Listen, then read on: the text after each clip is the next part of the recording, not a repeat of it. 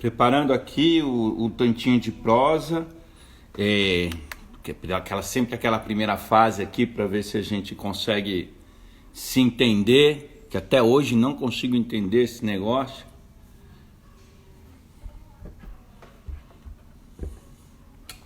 Começando a organizar aqui, daqui a pouquinho vai entrar a professora Andréia para a gente bater um papo gostoso. Vamos ver se hoje a gente consegue não ter problema.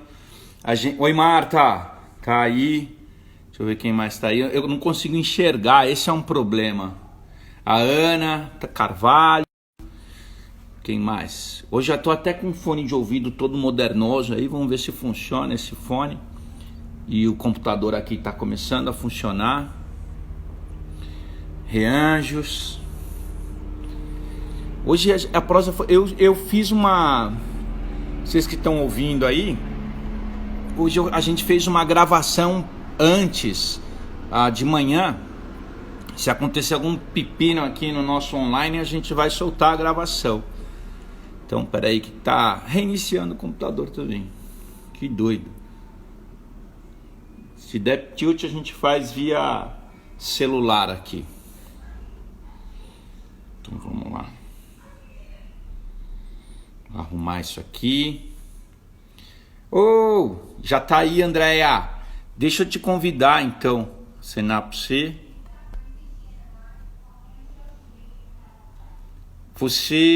Peraí, deixa eu te convidar. Perguntas. Ser educativo.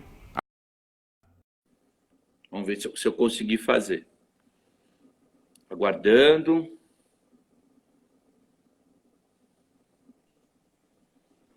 Ei, Andréia. Olá!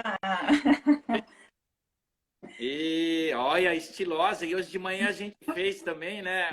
Um treino, né, Andréia? Fizemos um encontro aí para a gente ensaiar a nossa conversa, né, Miguel? Sim, eu tô aqui arrumando aqui o computador pra gente. Eu tô trazendo, botei aqui uns Bluetooth aqui para ver se funcionava. E Uhum. a Mari tá dando uma geral lá também porque ela teve um problema. Então, já vou mandar o link para você, para a gente entrar nos outros dois canais. Deixa eu só ver isso aqui. O meu computador tá dando uns tilt, você acredita? Vixe. Ó, travou. Ele é bem doidinho. E então, Mai, o Whats está lendo. Peraí. A gente já. Eu vou ter que fazer pelo. Eu vou sair um pouquinho, vou pegar o outro tripé, que eu vou ter que fazer pelos dois celulares. Espera só um pouco. Olá, pessoal. Só um minutinho, a gente já vai iniciar nossa prosa de sábado. O professor Miguel está organizando aí os bastidores da transmissão via YouTube. Então, vão chegando, vão convidando os amigos. Ó, manda o link para quem está chegando pela primeira vez. Esse aviãozinho aqui embaixo, a gente convida outras pessoas. Chamem os amigos. A prosa vai ser gostosa. Vamos problematizar um pouquinho aí essa questão tão debatida hoje, que são as competências socioemocionais, né? Afinal, do que é que estamos falando e que relação tem isso com a formação integral? Bom, voltei. Você já está dando aula, né, mulher? Eu já estou falando, a gente é assim, né? Tem um espaço para falar, a gente sai falando. Eu vou botar aqui. Deixa eu ver. Continuar no Facebook. Olha, ele está dando uns tilt. Peraí.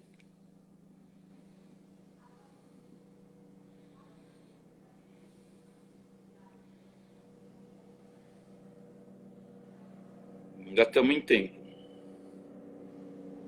A gente tem Eu vou te uma mandar questão do tempo do Insta, né? Tempo isso. do Insta. Eu vou te mandar um link. O que vai Tá, acontecer? Se acabar, a gente costuma derrubar e voltar, tá? tá. Espera aí que eu vou te mandar um link. Encaminhar. André, foi para você. E agora, eu estou aqui também online. Ok.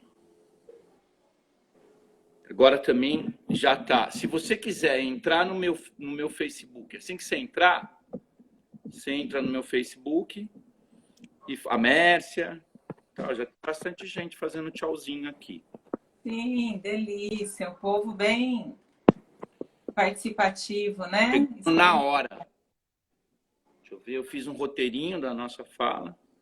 O Ô, pessoal Miguel, eu entrei aqui no stream, agora a gente entra no Facebook também ou não? Não, ele pediu para você entrar no Facebook? Não.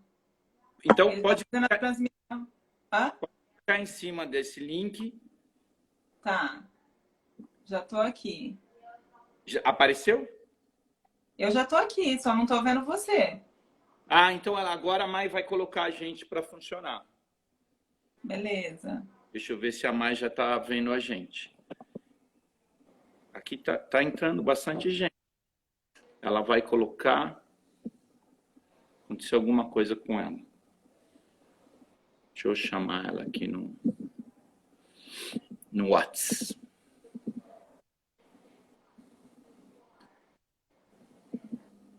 Ah, não, estou chamando você. Peraí, apertei errado. Atenção, pessoal, já vai começar. A gente só está fazendo a conexão aqui. Deixa eu ver onde está a Mai. Ah, a Mai já está aqui. Está... Andréia. E estamos juntos agora. Você já se viu aí, Andréia?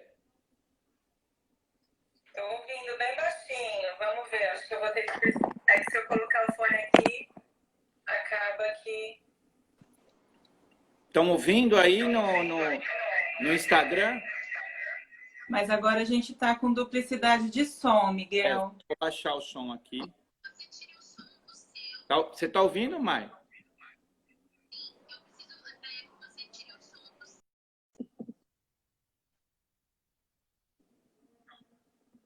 Deixa eu baixar aqui o som do... No Insta, vocês estão ouvindo bem? Miguel encerrou o vídeo do Insta, é isso? Ah, apertei um botão doido aqui. Volta de novo, mulher.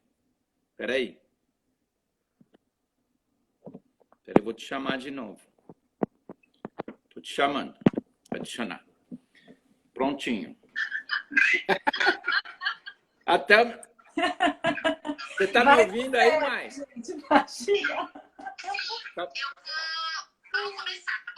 Vamos lá. Tchau. Bom, então vamos lá. Eu até cortei o cabelo hoje para apagar aqui o som que eu botei alto. Deixa eu baixar aqui o som. Então, até cortei o cabelo hoje. Eu falei que isso aí ia cortar depois, no final do como chama? Do corona, mas não deu, tava impossível. Bom, mas você cortou ou você foi no cabeleireiro? Cortei, mas dei uma rapelada só, cortei as bordas, né? Assim, você mesmo? Não, minha filha. Ah, tá. Bom, pessoal, a gente está aqui com a professora Andréia, né? Rosim, que é uma pessoa sensacional. Hoje ela contou um pouco da trajetória dela. E aí vou passar para você, Andréia. Conta um pouquinho dessa trajetória maravilhosa de... Eu vou dizer que você é uma nerd, viu? Sou uma nerd, é verdade. Sou uma nerd, casada com um nerd e tenho 2 filhas nerdzinhas. É uma galera de nerd aqui em casa, né? É bacana. Mas é isso mesmo, Miguel. A gente... Me ajuda aqui, ó, colocando esse... Só um minutinho que agora a gente vai ter apoio aqui para movimentar a... Colocar esse na mesma direção do... Isso aqui. Aí fica melhor para a gente transmitir as duas da mesma... Opa! Da mesma imagem, né? Parou aí? Vamos ver. Tá ótimo. Ficou melhor, né? Porque aí eu olho para uma direção só. E é isso mesmo, acho que a gente é uma família de nerds aqui em casa, né? Mas, Miguel, eu queria iniciar agradecendo essa oportunidade de fazer essa prosa no dia de hoje com você. né? Dizer que um sábado à tarde, assim, dia de aniversário do marido, olha só. Ah, tadinho. Deixei ele um pouquinho, falei, ó, vamos lá, que a prosa é boa e o Miguel é muito bacana. A gente vai compartilhar um pouquinho aí de tudo isso que a gente tem produzido, né? O Paulo Freire está aqui, ó. Traz ele para a conversa, chama ele aí. Paulinho Tá tem aqui, ó. parte dessa conversa, o papo é com ele também, né? Conta um pouquinho da tua história. Contar um pouquinho da minha história. Então vamos lá, pessoal. Acho que aqueles que estão chegando aqui e ainda não me conhecem, né? Eu disse para o Miguel que eu sou conhecida no mundo acadêmico como a Rosim, né? Então tem gente que fala, mas é Pinola ou é Rosim? Na verdade, eu sou a Rosim, né? Andréa Rosim. Eu sou formada de primeira graduação em psicologia, fiz lá na Unesp de Bauru, moro em Ribeirão Preto. E lá nos anos 2000, eu fiz na década de 90, né, o curso de psicologia. O meu empenho foi a área da educação. Eu sou uma apaixonada por sala de aula. Eu tenho uma ânsia por essa transformação social que a gente tanto almeja, né? E aí fui fazer todo o meu investimento em formação de professores. Então, eu fiz a primeira graduação em psicologia. Já quando eu estava concluindo, eu ingressei no mestrado, no 5º ano da psico, eu ingressei no mestrado em educação especial. Comecei a estudar as relações interpessoais dos professores com os alunos, que naquele contexto recebiam os estudantes com deficiência.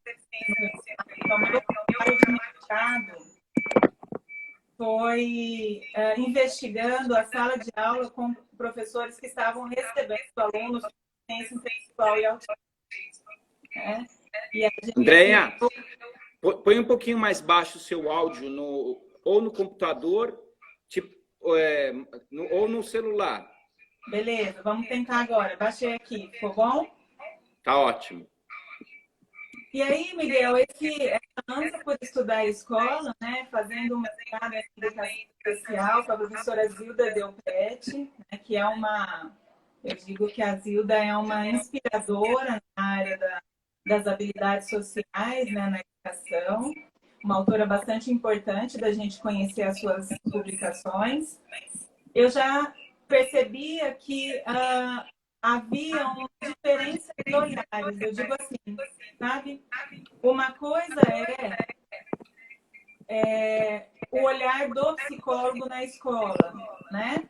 Olhando para as necessidades do professor ou para as necessidades dos estudantes. Outra coisa é a formação dos professores no olhar da sua classe como um todo, né? E aí, eu, instigada com essa diferença de olhares, eu fui fazer pedagogia na USP Ribeirão. Então, fui lá por mais alguns anos, né, voltar para a graduação, me dedicar a entender como era, então, essa formação inicial, como o professor se tornava professor.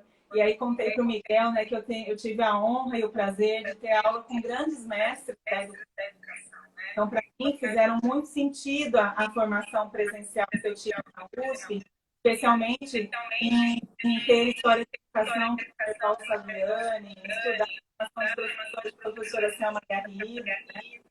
Então, para mim, isso tem uma importância muito grande. A professora Noeli Rivas, que hoje ainda está aqui na equipe, né? Então,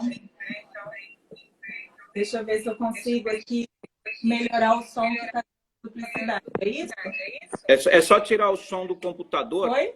Acho que agora foi. Legal. Tá ótimo. Melhorou? Tá ótimo. Tá ótimo, né?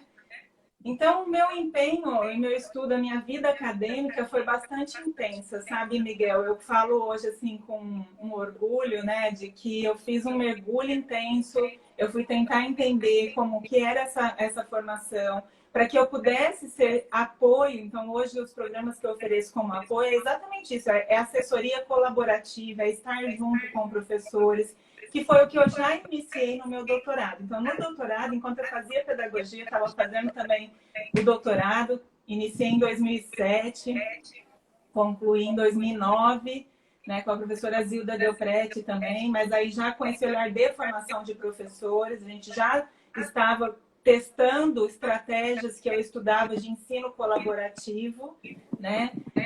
E como que eu servia de apoio, de assessoria a esses professores, no sentido de ser apoio colaborativo, produzir conhecimento juntos, integrando essas duas grandes áreas, que é a psicologia e a educação, né? Então, eu venho nesse estudo aí há mais de 16 anos, 17 anos, nem sei, já até perdi as contas, né? Mergulhado no campo da educação, tentando entender como é que a gente transforma esse contexto, que é a sala de aula, que é o espaço educativo, que são as relações professor-aluno, como que a gente envolve esses alunos numa aprendizagem que ele seja efetivamente protagonista, que ele entenda o seu entorno, que ele haja sobre o seu entorno, né? E aí foi um tanto dessa ânsia por essa transformação que eu fui buscar, né? E estando aí nessa vida intensa de estudos e também de trabalho, sempre estive na universidade como docente e coordenadora e também fazendo ações sociais, né? A gente chama de projetos de extensão à comunidade, né? Em 2014, eu tive a honra do convite da professora Edna Marturano, que eu não sei se vocês conhecem, né? A gente fala que é uma dino da psicologia. A professora Edna para nós da psicologia, uma referência muito importante, né, que fala sobre meninice, desenvolvimento da primeira infância, resiliência no ingresso dos anos iniciais no ensino fundamental, né? Então, uma estudiosa muito importante. E ela me falou, vamos validar esse seu programa, que eu já fazia como extensão há anos, né? Então, fiz no doutorado e continuei multiplicando isso como serviço de extensão da universidade, né? Então, em 2014, eu ingressei no pós-doc com a professora Edna Marturano e na Faculdade de Medicina, que é no Serviço de Neurociências e Ciências do Comportamento.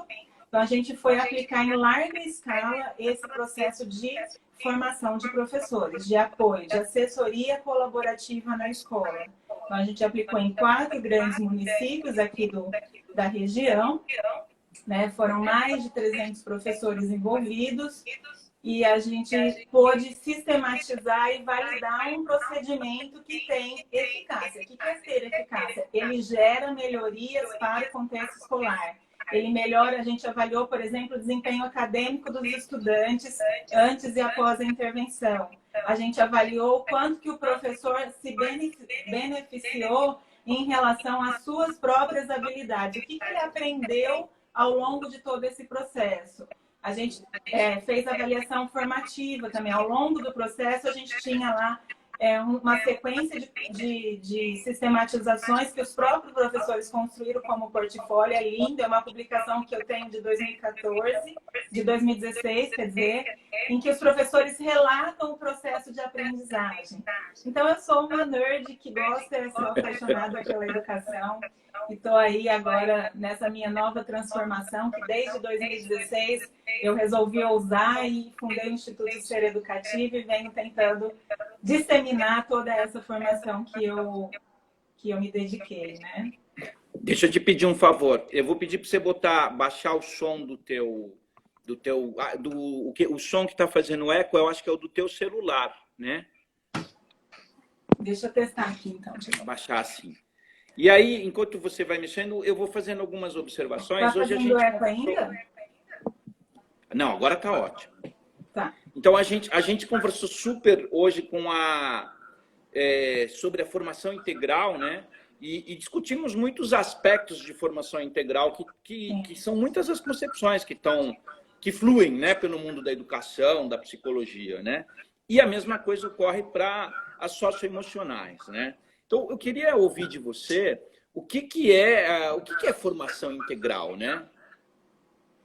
Miguel, essa pergunta ela é fundamental para a gente fazer nesse contexto de tantas ofertas de conteúdos socioemocionais, né? Eu vejo que a gente tem aí distintas visões do que seja a formação integral e eu quero contar um pouquinho, eu quero compartilhar um pouco com vocês, né? Referências das quais fazem parte das concepções que, de certa forma, elas subsidiam as minhas práticas e as minhas formações. Eu sempre digo, Miguel, que na verdade são novos termos para velhas práticas e a gente tem que tomar um certo cuidado com isso. A gente tem que ter uma postura um pouco crítica para ir para além das aparências ou além daquilo que está superficializado, um conceito disseminado, né? Para entender de onde vem e saber e conhecer a história de um processo, entender quais são os determinantes, quais são as influências teóricas vão nos ajudar.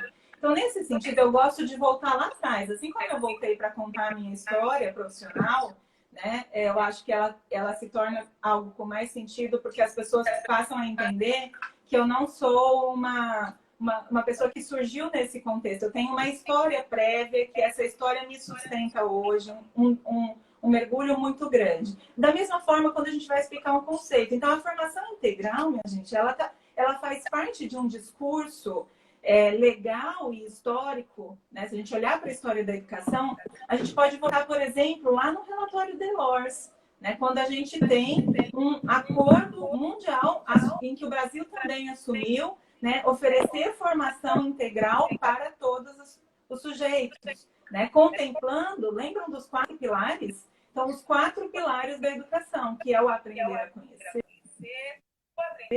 o aprender a fazer, o aprender a ser e o aprender a conviver.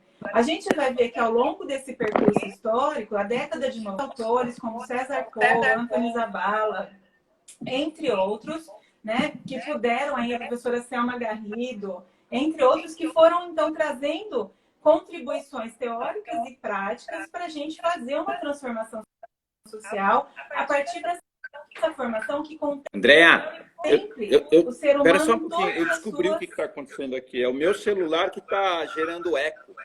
Tá. Espera só um pouquinho. Eu vou. Pode ficar aí que eu vou mudar aqui. E aí a gente. Espera só um pouquinho. Só vou mudar aqui a transmissão. Porque aí a gente. Espera só um pouco. O que aconteceu? A gente tem problema, às vezes, com tecnologia, né? Que é imigrante digital, né? Espera aí. Ele vai falando aqui no meu aparelhinho e eu não consigo baixar ao máximo o som. Agora voltou. Melhorou? Melhorou?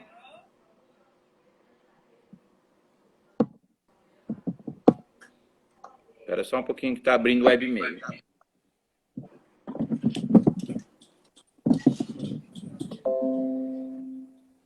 Ele vai e volta, né?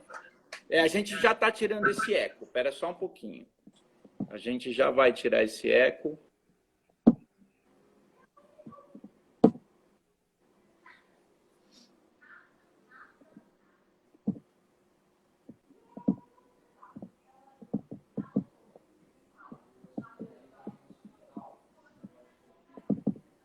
É a técnica.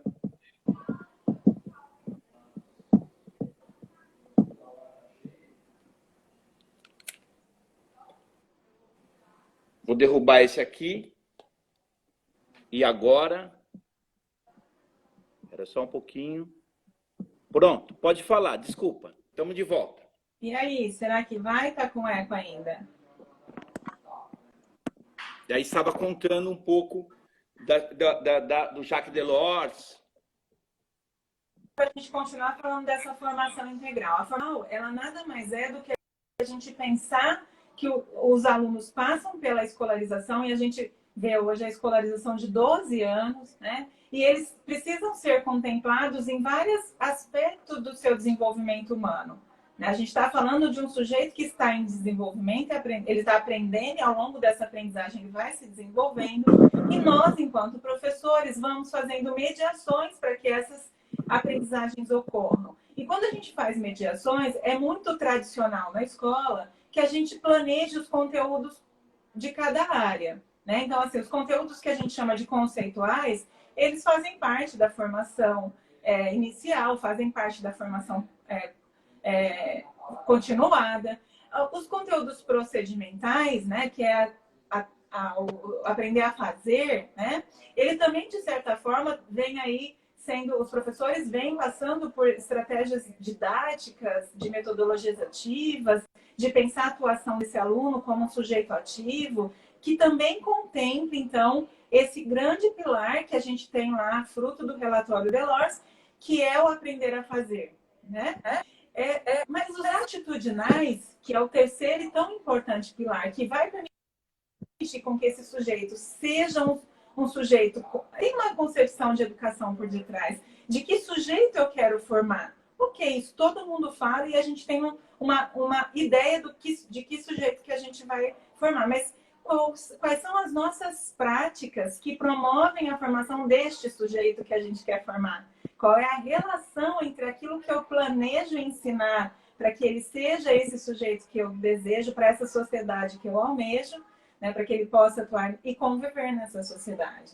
Então, esta formação integral que ela valoriza, ela reconhece o aspecto conceitual de cada área, mas ela potencializa a ação do professor para que ele reconheça que ele também é um sujeito que faz mediações sociais, que ele de certa forma, interfere, né, na formação pessoal do aluno. E isso precisa ser colocado num currículo declarado.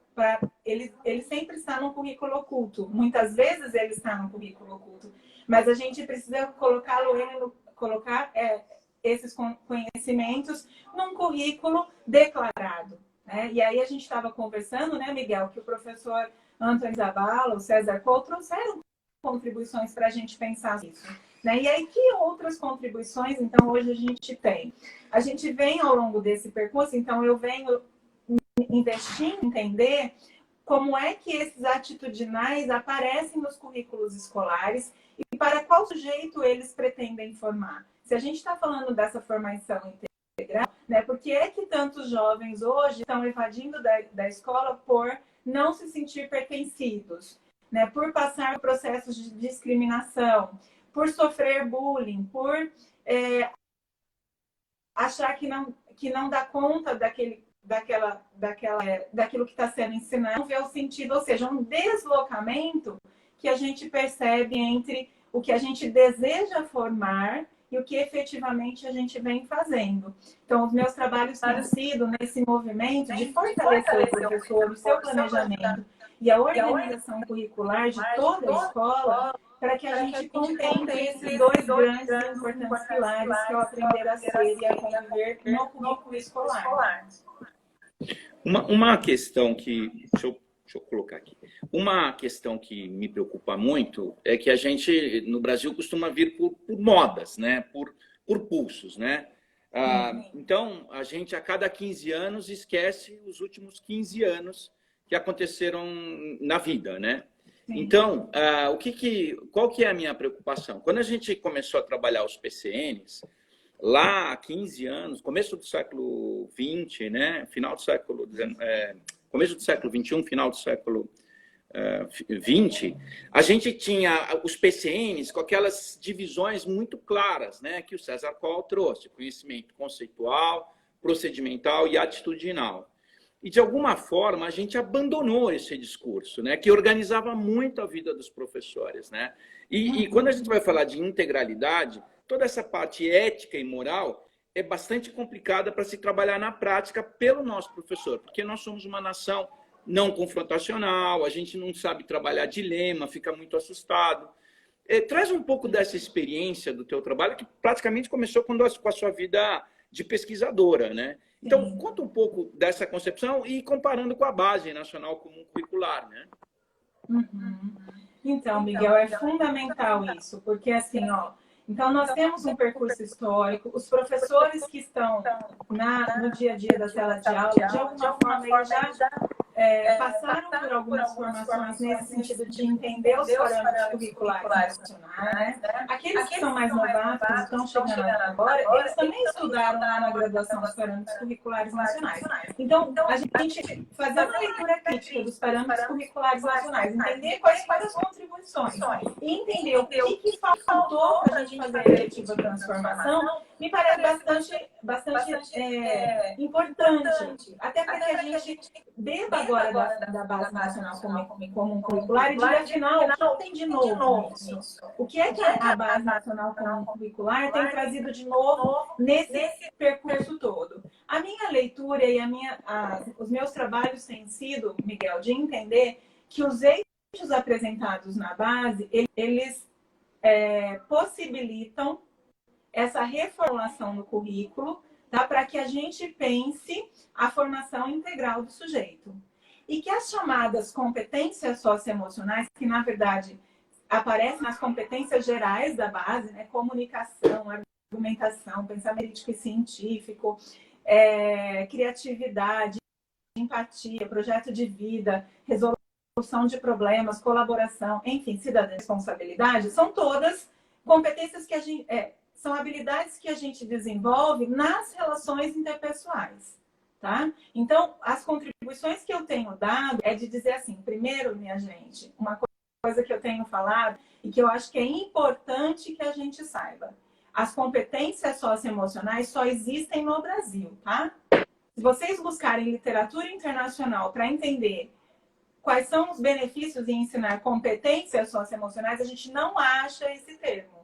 Eu fiz uma sistematização de busca e o que a gente encontra e é importante a gente ter essa referência até para a gente entender de onde a gente fala. Tá? Então, quando eu falo assim, o que a gente ensina são habilidades e o que a gente avalia são competências, está diferente do que está sendo posto em outros materiais. Quando eu digo para vocês assim, professores, o que eu quero é que vocês sejam sujeitos capazes de, com a minha ajuda, reformular o seu planejamento, a sua estratégia de ensino, o seu dia a dia na sala de aula, a sua relação com o aluno, para que a gente dê condições de formar esse sujeito que a gente quer que haja na sociedade, numa sociedade plural, numa sociedade que vive a discriminação, que vive os dilemas, como o Miguel diz, né? Os dilemas dos quais nós precisamos fazer mediações reflexivas, né? Problematizadoras, contextualizadas, porque cada contexto vai trazer a sua nuance, a sua importância, e a gente da área de habilidades sociais sabe muito bem que o contexto ele impacta sobre os fazeres, as ações, os comportamentos, tá? E isso precisa ser levado em consideração. Então, Miguel, o que eu tenho feito nesse estudo todo, porque realmente eu venho da academia, mas a academia me instrumentaliza a produzir um conhecimento que tenha o que eu chamo de evidência científica. O que é isso, Miguel? Eu não estou falando do que eu acho, eu estou falando do que está publicado e tem resultados que mostram que melhora alguma coisa. Por exemplo, os estudos que a gente desenvolve têm mostrado que, ao fazer esse tipo de trabalho, ensinar habilidades sociais e socioemocionais no contexto escolar, melhora o desempenho acadêmico, por exemplo. Então, eu tenho estudos lá que foram frutos do meu mestrado, né? Que mostraram isso com os sujeitos com deficiência intelectual e autismo, e depois já no doutorado com todos os sujeitos da sala, incluindo os sujeitos com deficiência. Então, que diferença faz isso, Andréia? Toda. Porque eu estou falando para vocês que o que a gente pode fazer juntos são coisas que são capazes de ser ensinadas para todos os alunos na sala, sem distinção. E que isso é possível. E que a gente tem instrumentos para orientar o professor, né, passo a passo, fundamentar teoricamente, porque o professor é um sujeito que pensa. O professor não é um sujeito que está ingênuo nessa história. Ele já tem uma bagagem, uma formação pessoal, uma formação profissional. E a gente precisa validar isso, considerar isso. Aí, uma coisa que eu queria colocar, você falar desse professor... Opa, deixa eu tirar aqui, deixa eu pôr... então, eu queria falar um pouquinho. Você fala um pouco desse professor pesquisador. Hoje de manhã, no nosso testezinho, no nosso treino, a gente falou bastante. Dois aspectos que me interessam muito. Quando a gente fala de integralidade, há sempre uma conexão. Eu vejo associado a palavras como meditação, mindfulness, um certo orientalismo, né? E depois, um certo distanciamento do professor desse processo. Sempre vem ou do meio universitário, que está um pouco afastado nesse momento, ou de fundações, institutos e empresas a discussão das socioemocionais. Como é que o professor pode ser pesquisador e como é que a gente pode fugir um pouco dessa visão de orientalismo, que é boa, não tem nenhum problema a pessoa fazer meditação, mas que não tem muito a ver com esse projeto de integralidade que a gente está falando. Então, queria ouvir um pouco, inclusive, desse histórico da pedagogia que foi abandonado nessa discussão de formação integral. É como se o Paulo Freire não existisse, como se John Dewey não existisse, como se o Sócrates não existisse, né? Então, como é que a gente forma um ser integral, junto um pouco dessa teoria nova que chega no mundo das corporações, mas também traz muito da cultura pedagógica, né? Quer dizer, fez uma pergunta grande, mas é isso. Professor reflexivo, a cultura pedagógica e uma visão mais profunda de integralidade.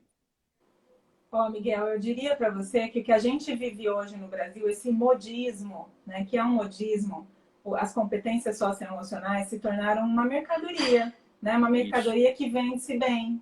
As pessoas estão comprando isso, né? E aí o que eu tenho feito ao longo de todo esse meu trabalho é divulgar que não é preciso se ter um material pronto, até nem é desejável que se tenha, porque faz toda a diferença essa formação do professor. Se ele vai fazer as mediações, ele é o sujeito capaz de...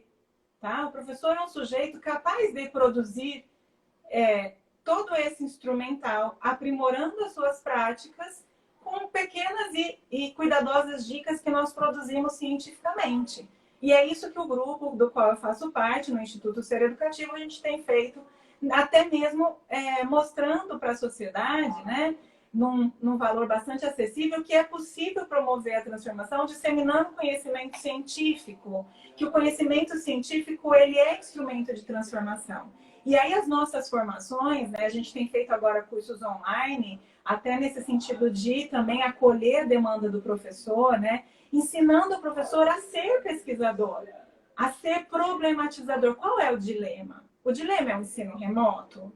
Ou o dilema é como é que eu promovo aprendizagens integrais que contemplem conteúdo conceitual, procedimental e o socioemocional, que é atitudinal e de convivência, tá? Então, eu preciso pensar nessa formação integral, mas integrada num currículo, porque a escola, minha gente, como o nosso Paulo Freire, Anísio Teixeira, dentre tantos outros nos disseram, a escola é espaço de produção de conhecimento, né? Então, para de pendulicário, não é pendulicário, não é pensar que o socioemocional é um projeto que vem para fazer bonito lá, para falar que tem o carimbo da OCDE, do Kaiser, né? Porque agora as pessoas descobriram o Kaiser, então tem que falar do Kaiser. Mas o que é o Kaiser, por exemplo, André?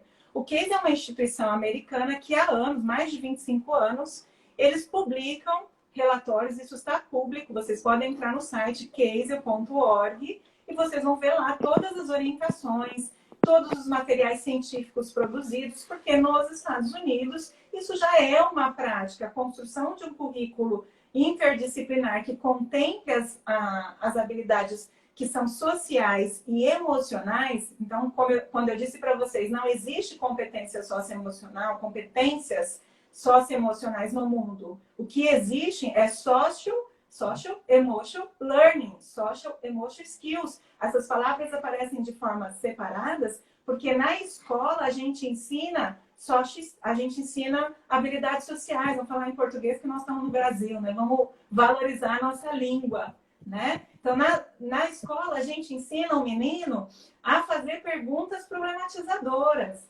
a trazer dúvidas relevantes do seu contexto, a dizer para o colega que não concorda com aquela atitude, que não gostaria de ser tratado. Isso são habilidades sociais.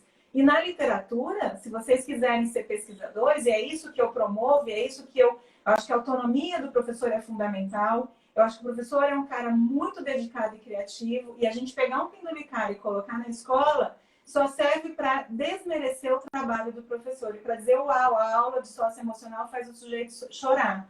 Mas não é para o sujeito chorar. É para o sujeito estar forte para enfrentar os desafios da sociedade. Tá? A gente tem pra algumas falas. Se fortalecer, né?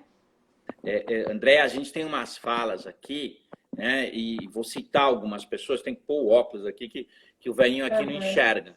Mas o Renatinho, né, lembrou do Anísio Teixeira, que você falou, Renato Almeida, que está vendo a gente, e o Anderson foi lá no Aristóteles, né? O Anderson Paulino, ele falou assim, lembremos do desafio de Aristóteles, qualquer um pode zangar-se, isso é fácil, mas zangar-se com a pessoa certa, na medida certa, na hora certa, pelo motivo certo e da maneira certa, não é fácil. Quer dizer, educar os sentidos, né? Que ele foi lá buscar lá no Aristóteles, né? Então, nós temos um professor, nós temos um mercado que vai criando um conjunto de mercadorias, né? E a gente precisa fazer com que esse profissional tenha uma visão crítica. Muitas vezes, um sistema de ensino público compra lá o material e ele precisa ter uma visão, né? Fala um pouquinho dessas leituras. O que você... A gente falou hoje de manhã de ler vários, o John Dewey, ler o Freinet, que falava de estudo do meio, ler o Carl Rogers, que falava desse professor facilitador. Quer dizer, tem toda uma literatura, e você citou alguém muito legal, que eu não lembro agora, da linha de formação integral, que pode ajudar o professor a se desenvolver. Na parte de pesquisa, eu gosto muito do Donald Schoen, né? Do professor reflexivo, e do Lawrence Stenhouse, que é o do professor investigador. Fala um pouquinho desse... A gente falou da Selma, fala um pouquinho desses professores no Brasil e no exterior que você leu para falar um pouco dessa integralidade. Então, vamos lá. Eu acho que a gente tem que pensar que, então, o Brasil tem a problemática de viver os modismos na educação, e nós, educadores, sabemos como é isso, e sabemos que isso não leva à transformação que a gente tanto almeja, né? Pelo contrário, as modas vão passar, e aí o que fica disso, né? O que fica é o mais importante. É a gente que fica. Quem está lá na sala de aula, quem tem o dia a dia com o aluno, é que sabe o que acontece. E aí tem os resultados das avaliações, e aí o peso recai sobre as nossas práticas. Ah, por que não melhorou? Não melhorou porque o pendulicário que você colocou, que você contratou, não serviu para gerar essa melhora. Então, o que eu tenho feito ao longo de todo esse percurso de estudos e práticas, né, é ir beber na fonte. Quais são as fontes importantes para a gente entender formação de professores? Né, o Miguel citou algumas, eu sou uma leitora de Selma Garrido, acho que ela tem fundamentais importâncias, obras para a gente conhecer, né? Saber que o professor, e eu falo assim, nos meus cursos, né, eu falo muito que ela me inclui intencionalidade à minha prática. Eu não vou para nenhum encontro sem saber qual é o meu objetivo.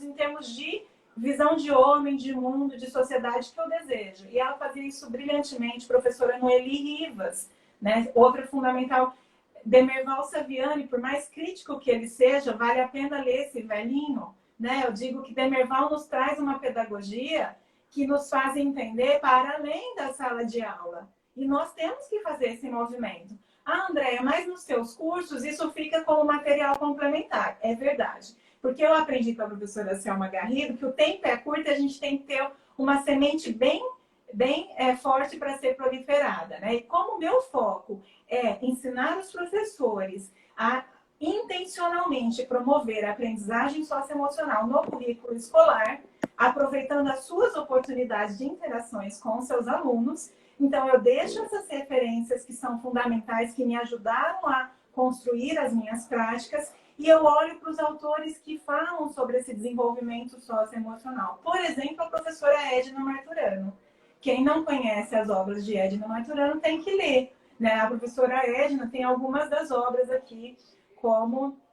Deixa eu até pegar umas coisas boas aqui de Edna para a gente ler. Mas, enfim, depois também posso disseminar. Tem muita publicação de Marturano para a gente entender o que é desenvolvimento socioemocional.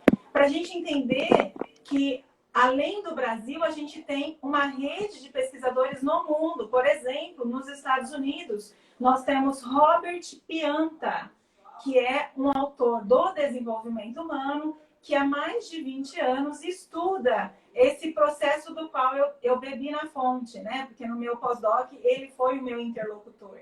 Eu só não tive a oportunidade Andréia, vou te pedir um favor. Eu vou mostrar alguns livros aqui. Você pode Sim. escrever para a Mai o nome de alguns desses, enquanto eu vou mostrando alguns livros aqui, e ela vai publicar o nome dessas referências, tá? Então, Tá. vou falar um pouco aqui de alguns autores que eu falei, né? O Lawrence Stenhouse, né? Tô mostrando aqui pode escrever no chat privado, tá, Andréia? Então, Lawrence Stenhouse, que é que criou o conceito de professor investigador, tá? A gente tem o Donald Shawn, que é o que trabalha com o professor reflexivo, tá? Ó, professor reflexivo. Todos os dois, tanto o Donald Shawn como o Lawrence Stenhouse, eles são deweyanos, são discípulos do John Dewey, tá? A gente tem aqui, deixa eu ver se eu pego mais alguns livros, tá? Esse aqui é mais famoso, brasileiro, né? Piaget, Vygotsky e Vallon, né? E aqui tem um dos principais educadores brasileiros, o Yves Lattaille, né? O Yves Lattaille, que trabalha a questão moral, né, Andréia? Sim. Então, a gente vai colocar algumas das referências que a Andréia está falando para que você... tá aí, ó. Robert Pianta, isso, muito legal. E aí, para que vocês possam ler um pouquinho de uma literatura que a gente tem buscado, que de alguma forma tem uma conotação. Tá lá o livrinho lindinho. Esse negócio de estar em casa é legal, que você vai esticando os livros, depois você termina que assim, a estante está cheia, né? Eu teria várias obras. A gente pode mandar isso depois, podemos fazer posts compartilhando. Mas a professora Zilda Delprete tem essa obra que eu gosto muito, acho que ela é muito prática e orientadora para a prática. E a professora Edna Marturando tem essa, Alfabetização em Valores Humanos. Tá? Edna Maturando, você tem que mostrar para os dois, né? Um para um computador e outro para o outro. Isso, então assim...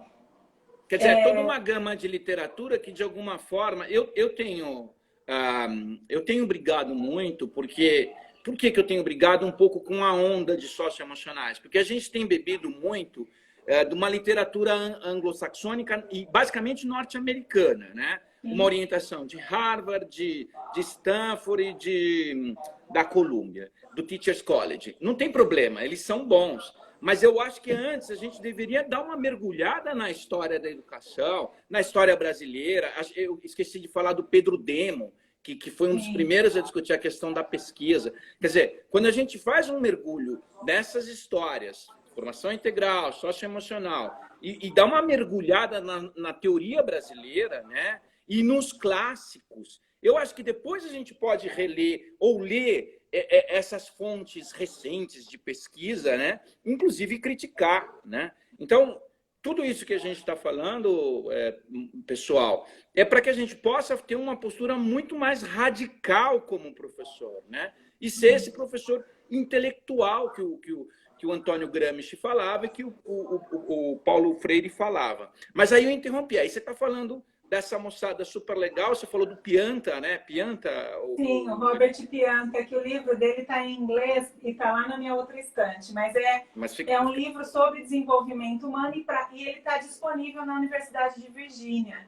Esse material que ele publica está disponível online, tá? Então dá para buscar pela referência de Pianta, que é uma referência bastante importante para a gente entender socioemocional. Porque, para além do termo estar junto ou separado, que eu acho que esse é o menos importante, o que eu gosto de dizer é que assim, os modismos eles também vêm marcados por grandes merchants, né? O marketing faz muito efeito nisso.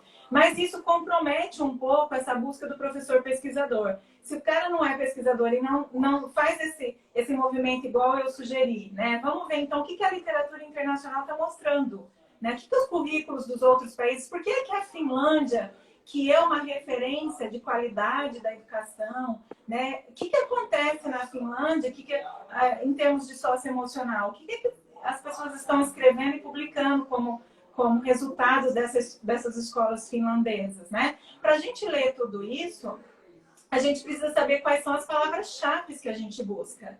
Então, ao buscar palavras-chave, a gente não encontra o termo competências socioemocionais, tá? O que a gente encontra é social emotional learning, social emotional skills or social emotional competence. E, na verdade, qual é a diferença também, viu, Miguel? Que isso é bem simples e importante.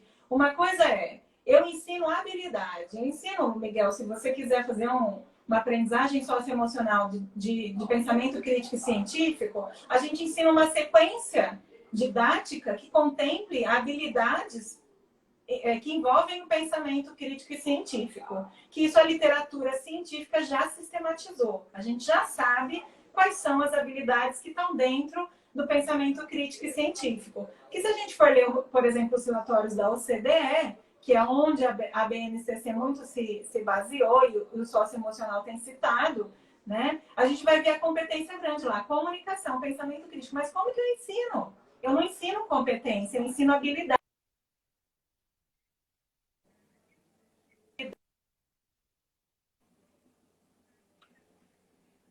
Dependem primeiro do sujeito querer atuar com aquelas habilidades. Eu posso te ensinar, por exemplo, Miguel, você ser um cara assertivo. Vou falar, Miguel, na classe eu vou lá desenvolver uma sequência didática de assertividade, né? Que é uma competência bem importante. O que envolve? Envolve expressar desacordo, resolver dilemas, né? Falar sobre direitos humanos.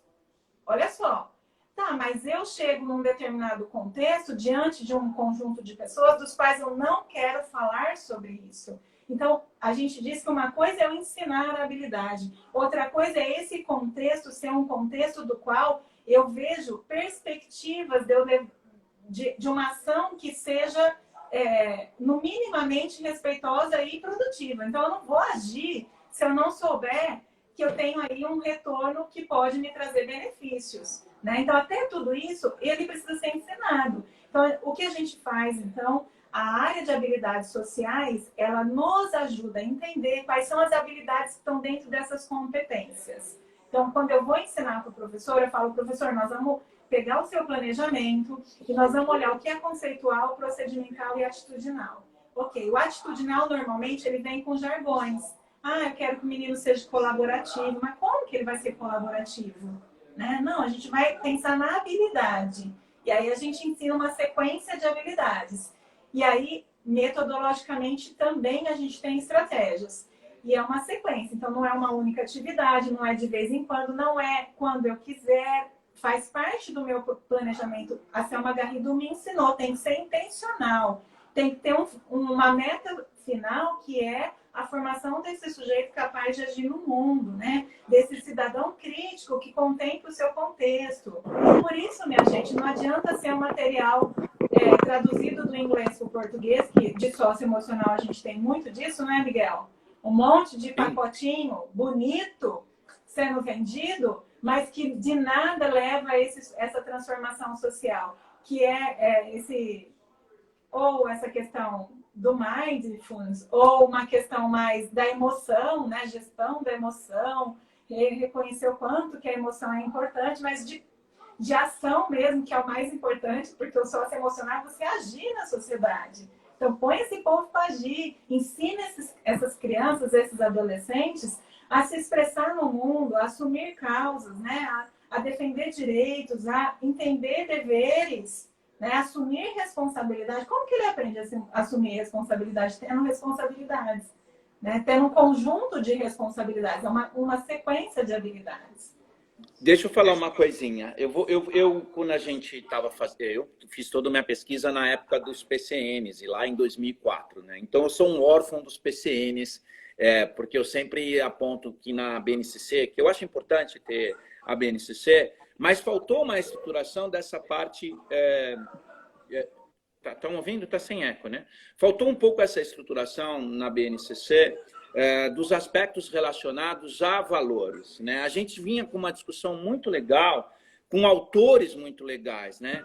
Vou mostrar alguns autores, além dos clássicos da BNCC. Esse quem que é, eu não consigo ver aqui.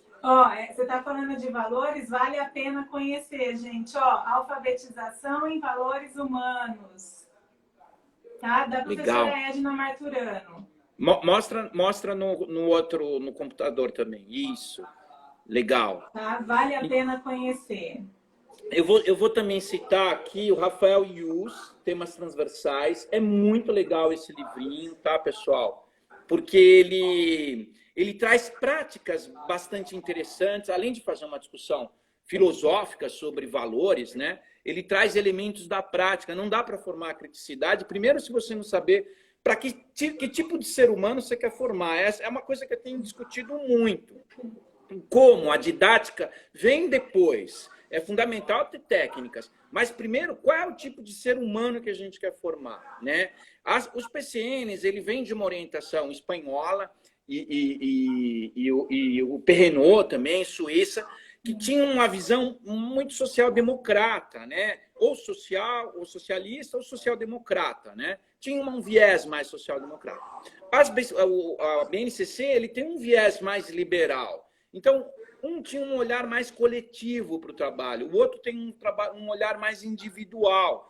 As socioemocionais na BNCC me parece um pouco mais individualista, né? Uma viagem mais interior, né? Enquanto que nos PCNs era uma viagem que caminhava para a sociedade. Os dois têm esses dois modelos, mas quando a gente começa a entender a fundo, por isso a radicalidade, você fala, bom, esse tem esse jeito, esse tem outro jeito. O que a gente não pode, André, eu tenho a impressão que simplesmente ir aceitando as coisas. Vamos trabalhar competência, vamos trabalhar socioemocional, vamos trabalhar interdisciplinaridade sem uma leitura crítica, né? Então, o meu movimento de trazer pessoas como você é porque a gente faça uma movimentação mais radical do conhecimento e que, se você tiver que usar o material A, B, C ou D, ele é só um material de apoio para uma coisa maior, que é essa capacidade de ser investigador, né? A gente estava falando, só para terminar, do Jacques Delors, lá em 96, eles fizeram aquele relatório da Unesco, né? Educação, um tesouro a descobrir, né? E aí que tinha assim, aprender a conhecer, aprender a fazer, aprender a conviver e aprender a ser. A maravilha desse documento é a simplicidade, né? Sim. Porque qual é o problema da BNCC e os próprios PCNs? Eram calhamaços de texto. E aí quando é que a gente vai entender tudo isso se não tem uma orientação básica de propósito de ser, né? Então, o que eu queria discutir com você é exatamente assim, como é que você tem trabalhado? Você falou que fez um trabalho, contou de uma professora que fez um trabalho lindo, mas que parou na emoção, né? E aí para na questão da intencionalidade, fica meio perdido. Qual é a minha intenção quando eu estou fazendo isso? Então, o que a gente tem feito, Miguel, ainda mais agora em tempos de pandemia, né? Eu estava contando para você que a gente tem trabalhado muito nessa rede de apoio aos professores, tá? Primeiro porque eu lá, com o meu pé ainda na academia, estou desenvolvendo uma pesquisa que tem trazido um dado muito importante, que é o adoecimento do professor, né? Então, a gente tem mais de 7.000 respostas já na pesquisa em que nós estamos investigando estresse, depressão, burnout relacionados ao trabalho, né, que são sintomas de saúde mental, e o que a gente está encontrando nessa análise prévia já, que nós estamos fazendo nesse período de pandemia, é que os professores estão com sintomas altíssimos de adoecimento em saúde mental, tá? Quando eu falo Andréa, que o professor depressivo... Só dar um toque. Vai cair o Insta, né? Tá. E aí eu vou voltar. O que as pessoas podem fazer? Ou correm lá para o Facebook, para o YouTube, ou esperam um pouquinho. Eu vou dar uma derrubada para que a gente possa ter mais uma...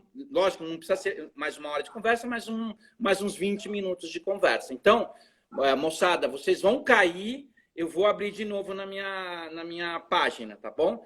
Quem quiser ir para o meu Facebook ou para o YouTube do Miguel, já não vai perder nada, tá? Vou derrubar um pouquinho aqui e já volto. Enquanto isso, quem está no